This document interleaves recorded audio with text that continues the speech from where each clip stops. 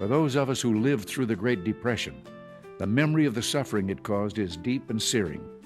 And today, many economic analysts and historians argue that high tariff legislation passed back in that period, called the Smoot-Hawley Tariff, greatly deepened the Depression and prevented economic recovery. You see, at first, when someone says, let's impose tariffs on foreign imports, it looks like they're doing the patriotic thing by protecting American products and jobs. And sometimes for a short while it works, but only for a short time. What eventually occurs is, first, homegrown industries start relying on government protection in the form of high tariffs.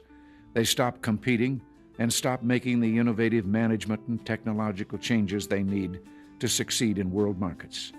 And then, while all this is going on, something even worse occurs.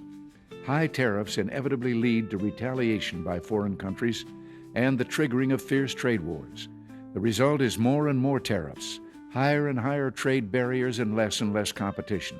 So soon, because of the prices made artificially high by tariffs that subsidize inefficiency and poor management, people stop buying. Then the worst happens.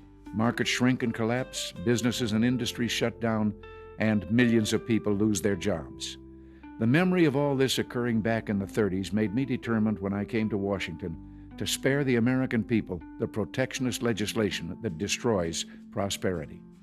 Now, it hasn't always been easy. There are those in the Congress, just as there were back in the 30s, who want to go for the quick political advantage, who risk America's prosperity for the sake of a short-term appeal to some special interest group